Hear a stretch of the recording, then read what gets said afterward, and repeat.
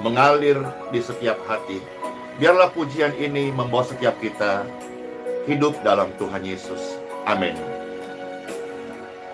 Tuhan, aku rela mengosongkan bejana jiwaku ini dari segala keinginanku dan semua hasrat pribadiku. Tuhan, penuhi aku dengan gairah surgawi nan suci, agar apapun tak ku ingini lagi, hanya Yesus hartaku abadi. Saat ku pulang menghadap Bapa, hanya Yesus yang ku miliki. Kerinduan hatiku, kehausan jiwaku, dapat ku memandang wajah-Mu. Saat ku pulang menghadap Bapa, hanya Yesus yang ku miliki.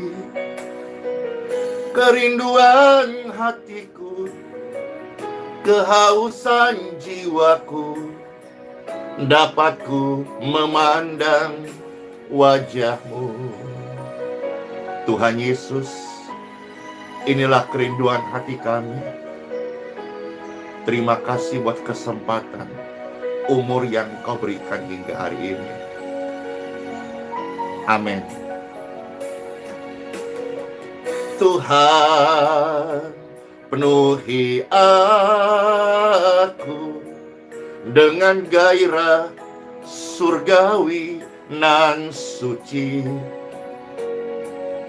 agar apapun tak ku ingini lagi, hanya Yesus hartaku abadi. Saat ku pulang menghadap Bapa, hanya Yesus yang ku miliki. Kerinduan hatiku, kehausan jiwaku, dapat ku memandang wajah-Mu. Kami bersyukur kepadamu Tuhan. Saat ku pulang menghadap Bapa, hanya Yesus yang ku ingini. Kerinduan hatiku, kehausan jiwaku, dapat ku memandang wajah-Mu. Kerinduan hatiku, kehausan jiwaku, dapat ku memandang wajah-Mu. Dapat ku memandang wajah-Mu. Tuhan Yesus, kami bersyukur karena janji-Mu, suatu hari kelak kami akan dapat memandang wajah-Mu di dalam kemuliaan-Mu. In Jesus' name. In Jesus' name. Semua sama-sama berkata, Amen. Praise God forevermore. Glory to God. Thank you, Lord Jesus, Father in heaven. Amen. Apa kabar Bapak Ibu sekalian yang terkasih? Kematian adalah hal yang pasti datang kepada setiap insan yang hidup. Bisa datang kepada siapa saja, tidak harus tua, juga tidak mesti muda. Nah, sebagai orang percaya, kita hidup berpegang kepada sabda firman Tuhan. Ketika Bapak Ibu sakit, pertama-tama kita berdoa, karena kita adalah orang yang beriman. Amin.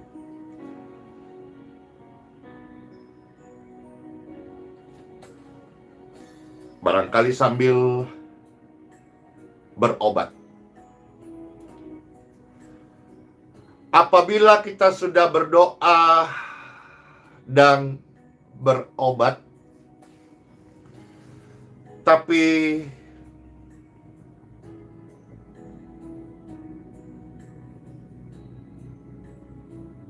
tubuh ini lemah,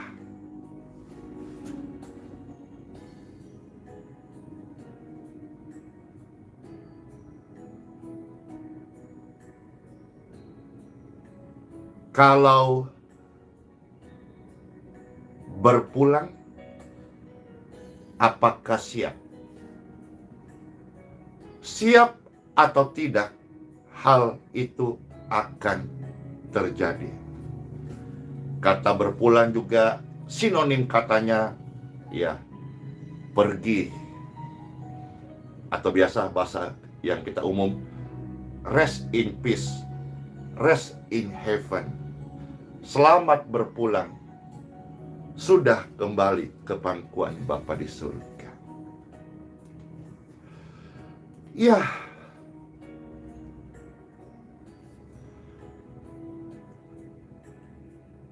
lagi sakit, berdoa udah, berobat udah,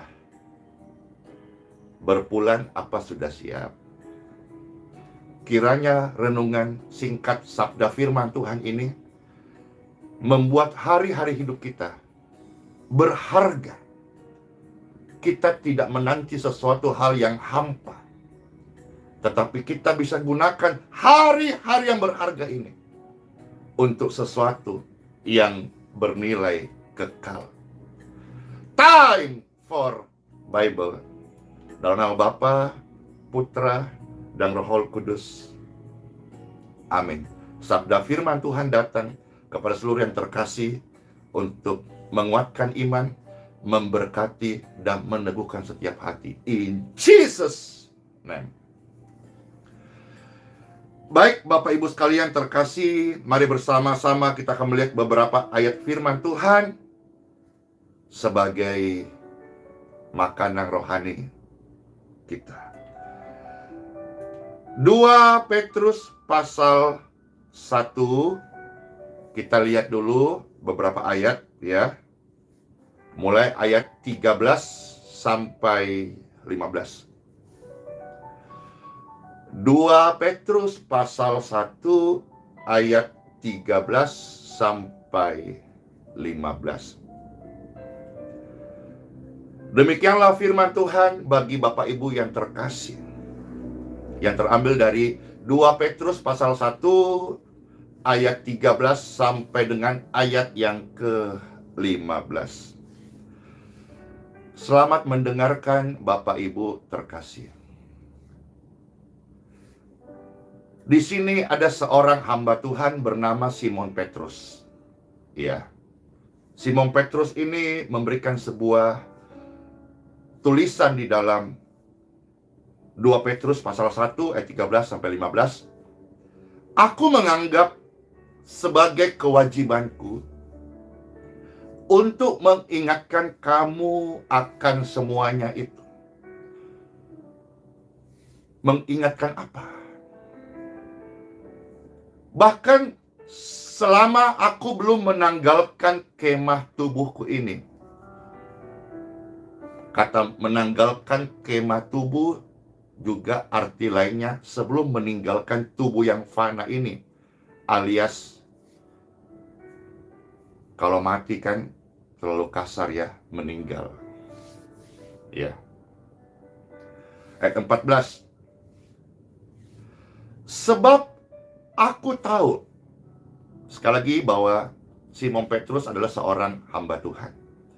Artinya orang percaya. Kalau sekarang, ya, orang Kristen, anak Tuhan Yesus. Dia tahu bahwa dia akan segera menanggalkan kemah tubuhnya itu. Atau menanggalkan kemah tubuh ini, kata firman Tuhan. Dia tahu. Dalam hidupnya Tuhan pakai. Dalam hidupnya bermakna. Dalam hidupnya dia berkorban untuk berita Injil, mengalami aniaya. Tapi dia tahu bahwa cepat atau lambat akan segera menanggalkan kemah tubuh, alias meninggalkan dunia yang fana ini, alias berpisah dari tubuh yang disebut kemah ini. Kemah itu digambarkan berbeda sama bangunan permanen. Kalau kemah itu hanya dibuat ketika orang sedang camping, naik gunung kah, masuk hutan kah, liburan kah. Ingat zaman kita masih ikut pramuka kah, bikin kemah, lalu depannya malam 1, malam 2 ada api unggung. Tuhan sedang mengingatkan saya dan kita semuanya bahwa tubuh ini seperti kemah sementara saja. Suatu hari akan ditinggalkan. Sebagaimana yang telah diberitahukan oleh Yesus Kristus Tuhan kita. Ayat 15. Tetapi aku akan berusaha supaya juga sesudah kepergianku itu kamu selalu mengingat semuanya itu. Jadi dari 3 ayat pembuka kita bisa sama-sama mendapatkan rema. Kita tinggal, Bapak Ibu bisa menyaksikan tayangan ini, Bapak Ibu bisa bekerja, bisa melayani Tuhan, bisa menjadi berkat. Kita tinggal di kemah yang sementara inilah. Jadi apabila Bapak Ibu yang sedang menyaksikan ini, atau ada keluargamu menyaksikan pelayanan ini, dan dia sedang sakit, berdoa itu yang pertama. Sebagai orang yang beriman, bahwa tubuh ini adalah milik Tuhan. Bapak Ibu sambil berobat juga tidak salah. Karena itu bagian tanggung jawab kita, merawat apa yang Tuhan percayakan. Makanya tubuh ini jangan disakiti, jangan dilukai, jangan dibikin sakit. Misalnya contoh, jangan minum racun, jangan sampai kecanduan alkohol, jangan sampai menjadi pecandu kronis rokok. Itu semua mengingatkan kita untuk, kalau kita terus menjadi pecandu narkoba, rokok, itu nikotin, lalu miras, ada mengandung alkohol yang tinggi, itu semua kan merusak tubuh ini. Bapak Ibu, kalau sekarang sedang sakit, atau ada keluarga sedang sakit, atau anak sedang sakit, atau orang tua sedang sakit, berdoa. Berdoa, doakan, minta rekan hamba Tuhan bantu mendoakan, ke gereja minta doa, sesama orang percaya sehati mendoakan. Itu yang utama, itu yang bagus, itu harus kita lakukan. Karena ingat, tubuh ini milik Tuhan. Ketika sakit, ya kita mohon kepada Tuhan kesembuhan. Lalu Bapak Ibu mungkin minum vitamin, periksa ke dokter, dokter suruh udah rest, bed rest dulu, atau ini coba minum ini dan itu untuk menambah stamina agar cepat pemulihannya. Tapi apabila Berdoa udah, berobat udah.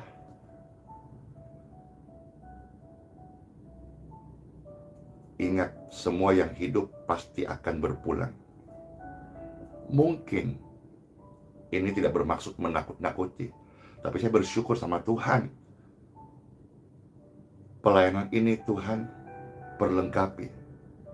Bukan hanya bicara soal doa dan kesembuhan, tapi juga bicara soal doa dan mengingatkan kehidupan kekal kita. Bersyukur, berkali-kali Pastor sampaikan bahwa pelayanan doa kesembuhan ini adalah pintu orang bisa menerima hidup yang kekal. Dan di dalamnya kita bisa mendengar bersama-sama, oh ini loh, Tuhan Yesus mau. Kalau saya sakit, berdoa udah, berobat sudah.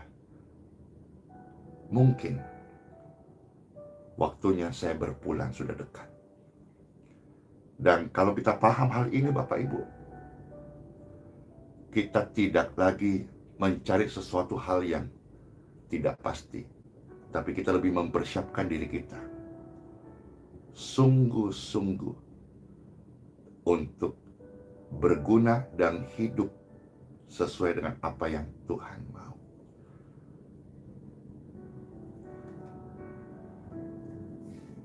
Banyak hal Tuhan katakan bahwa hidup ini hanya sementara, seperti uap, seperti rumput. Bahkan di dalam kitab Amos 4 ayat 12 bagian terakhir berkata, hai kita semua, hai Israel, bersiaplah ketemu sama Sang Pencipta. Tuhan Yesus juga berkata, nanti kalau rumahmu udah jadi, siap-siap berpulang. Kita seringkali mengatakan orang percaya. Orang percaya ada janji kekal dari Kristus, yaitu hidup yang kekal. Nah, sekarang kita yang mendengar firman ini, apa yang kita harus buat? Kalau berdoa, udah. Berobat, udah. Lalu kita merasa belum ada perubahan. Bahkan kita mungkin ada keluarga atau kerabat kita, kondisinya semakin menurun. Kondisinya semakin lemah. Mungkin karena renta, tua, macam-macam. Mari, ingatlah hal ini. Kalau berdoa udah, berobat udah, bersiaplah. Bersiaplah. Bersiaplah. Nah, sekarang kita akan maju beberapa ayat Bapak Ibu, ya. Kita baca penuh aja deh, satu perikop dari 2 Petrus pasal 1, ya. Iya. Ada yang kasih komentar, waduh, jangan ngomong gitu, Pastor. Iya, tidak apa-apa, ya, bahwa kita perlu juga saling mengingatkan bahwa hidup yang kekal itu sesuatu hal yang pasti. Maka sekali Pastor katakan tadi, bersyukur Tuhan kasih anugerah pelayanan ini menurut Pastor diperlengkapi oleh Tuhan. Kita tidak bicara soal bagaimana Tuhan memelihara kita dalam dunia, tapi ada satu janji yang Kristus harus mati untuk menggenapi janji ini, yaitu hidup kekal bagi orang yang percaya. Iya, si Mamora belum siap. Kapan kita siap? Kalau mau jujur Bapak Ibu, hampir semua orang tidak pernah siap. Kalaupun berkata siap, keadaan apa yang kita siap? Keadaan seperti apa yang kita pilih sebagai pintu berpindahnya dari kefanaan kepada kekekalan? Pintu mana kita mau pilih? Tapi firman Tuhan hari ini mendorong hati kita. Kita sudah sering dengan istilah siap atau tidak siap, harus sedia. Makanya kita dengar firman ini. Ya, Nah, sekarang kita lihat yuk beberapa ayat. 2 Petrus 1 ayat 3 sampai dengan ayat yang ke-12 ya. Saya bacakan 2 Petrus 1 ayat 3 sampai ayat yang ke-12. Selamat mendengarkan firman Tuhan. Karena kuasa ilahinya telah menganugerahkan kepada kita segala sesuatu yang berguna untuk hidup yang saleh oleh pengenalan akan Dia yang telah memanggil kita oleh kuasanya yang mulia dan ajaib. Dengan jalan itu Ia telah menganugerahkan kepada kita, ingat loh, sebagai orang yang percaya kepada Tuhan Yesus, kita sudah menerima anugerah, keselamatan, pengampunan, bahkan janji hidup yang kekal. Seperti firman Tuhan berkata yang keempat, Ia telah menganugerahkan kepada kita janji-janji yang berharga dan yang sangat besar, supaya olehnya kamu boleh mengambil bagian dalam kodrat ilahi. Kodrat ilahi. Kita semua sedang menuju dari kefanaan menuju kepada kodrat ilahi yang luput dari hawa nafsu dunia yang membinasakan dunia. Kefanaan akan berakhir dengan kebinasaan. Tubuh ini adalah kemah sementara, tetapi janji surga itu keselamatan kekal bagi jiwamu, rohmu, diubahkan dari kefanaan kepada kodrat ilahi. Ayat 5. Justru karena itu kamu, saya, kita semua pemirsa sekalian terkasih harus dengan sungguh-sungguh berusaha untuk menambahkan kepadamu iman kebajikan dan kepada kebajikan pengetahuan. Iman yang kita percaya kepada Tuhan Yesus itu diberikan kepada kita. Amin. Nah, sekarang kita yang masih hidup, yang masih ada kesempatan, mungkin tubuh Bapak Ibu sedang lemah atau sudah lemah, atau semisal tidak lama lagi. Ini mungkin bahasa yang lebih mengena, sederhana, simpel, ringkas, tapi lebih mengena sasaran. Seandainya kita tahu umur tidak lama lagi.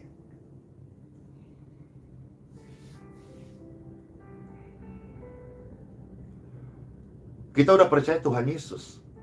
Firman Tuhan berkata apa? Kamu harus sungguh-sungguh menambahkan kepada imanmu kebajikan. Kita udah percaya Tuhan Yesus, kita sudah punya iman. Dan iman ini yang menyelamatkan. Tapi masih dikasih hari. Mungkin tubuh yang lemah. Sudah berdoa, sudah berobat, tubuh ini lemah. Hiduplah. Jadi seperti hardware, selama ada kesempatan, installah dalam hidupmu kebajikan. Jadi tubuh kita ini pemberian Tuhan. Iman kita terima only by grace.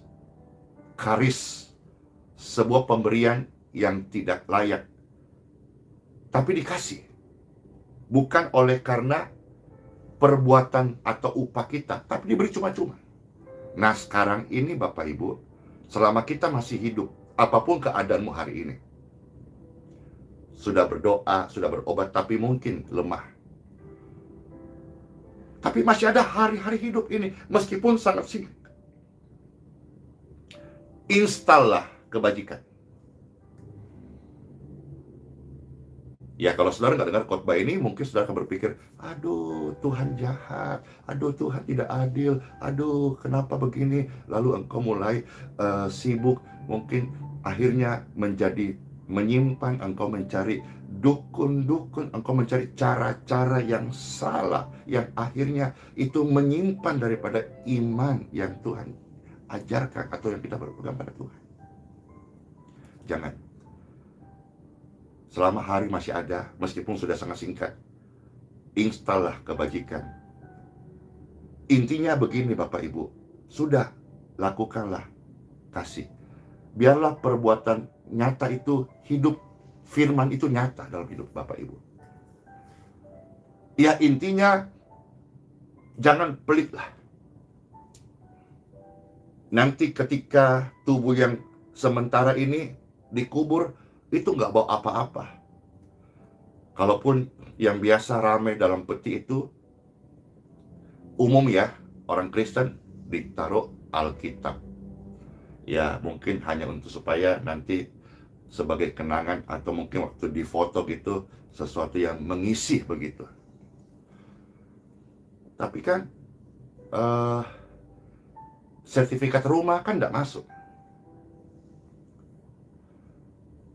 Iya kan? Kunci ruko kan tidak masuk. Yang dibanggakan selama ini kan nggak masuk secara duniawi. Installah iman kebajikan. Install maksudnya, ayo biar sekarang beroperasi. Daripada misalnya engkau punya uang lalu engkau habiskan di hal-hal yang salah, lebih baik kita install kebajikan. Lakukan sesuatu yang bernilai kekal. Ya. Jangan sampai mau dipengaruhi oleh hal-hal yang bukan dari Tuhan. Karena orang yang sedang dalam kondisi sakit lemah itu gampang terprovokasi. Hati-hati. Jangan sampai tawaran-tawaran. Misalnya contoh, ini itu yang menyimpan dari iman yang kepada Tuhan. Demi untuk kita dijanji kesembuhan.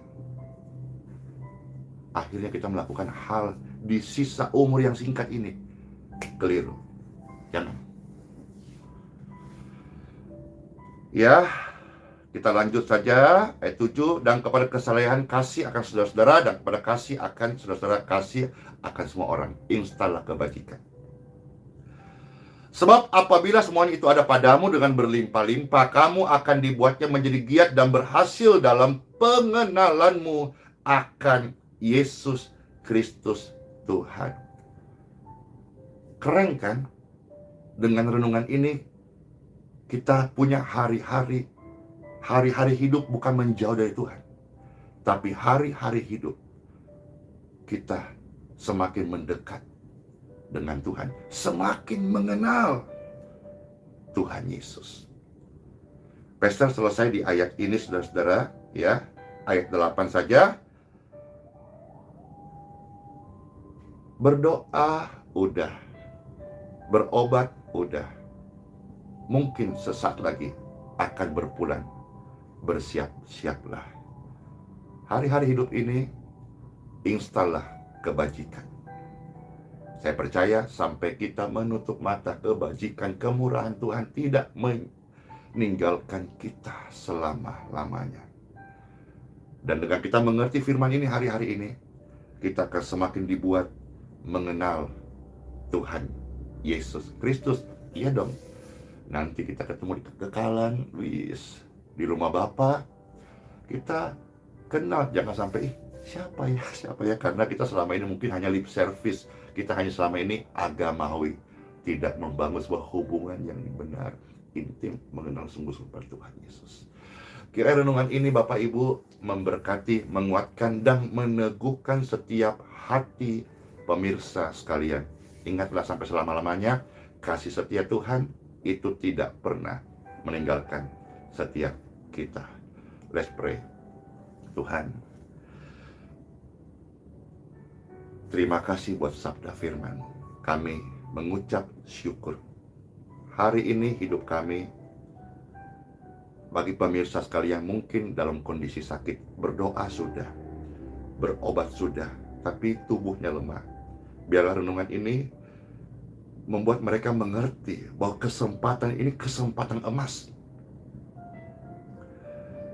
untuk mereka install kebajikan, hidup, mempergunakan sisa umur yang tidak banyak lagi barangkali untuk sungguh-sungguh mengenal Engkau Tuhan Yesus. Sungguh-sungguh mengenal Engkau Tuhan Yesus. Sungguh-sungguh menerima Engkau Tuhan Yesus sebagai Tuhan dan Juru Selamat kami secara pribadi. Karena kami bersyukur sebagai firman-Mu, kami sudah menerima kodrat ilahi yang nanti akan kami alami di kerajaan Bapa di surga. Pastor berdoa bagi seluruh pemirsa yang sedang lemah tubuh, yang sedang sakit, aliran kesembuhan mengalir di tubuh Bapak Ibu sekalian, in Jesus name. Saya berdoa bagi Bapak Ibu yang sedang gelisah, galau hatinya. Damai sejahtera Tuhan Yesus mengalir di setiap hati Bapak Ibu sekalian. Saya berdoa bagi kekasih Tuhan, saudara-saudaraku, yang sedang dalam penantian. Ini mungkin gak enak, tapi saya ngomong, sisa umur yang sudah sangat singkat ini. Biarlah mereka berbuah-buah kebajikan dan pengenalan kepada Tuhan Yesus Kristus dengan sungguh-sungguh. Terima kasih Bapakku di surga buat sabda firman-Mu, buat kebaikan-Mu, dan buat kasih-Mu yang mengalir di setiap hati kami saat ini. Kami naikkan syukurku buat hari yang Kau beri. Kami bersyukur apapun keadaan. Tak habis-habisnya kasih dan rahmat-Mu. Kita bersama-sama selalu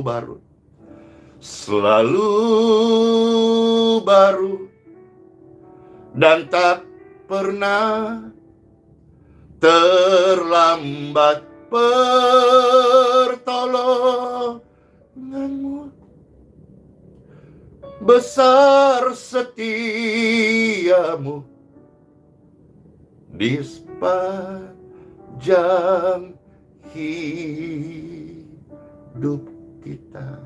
Selamat masuk hari yang baru, sola fide, sampai kapanpun hiduplah oleh iman. Immanuel, karena Tuhan Yesus beserta kita, tidak pernah meninggalkan kita sedetik pun juga. In Jesus name, amen. Sola fide, Immanuel. Tuhan memberkati semuanya. Shalom.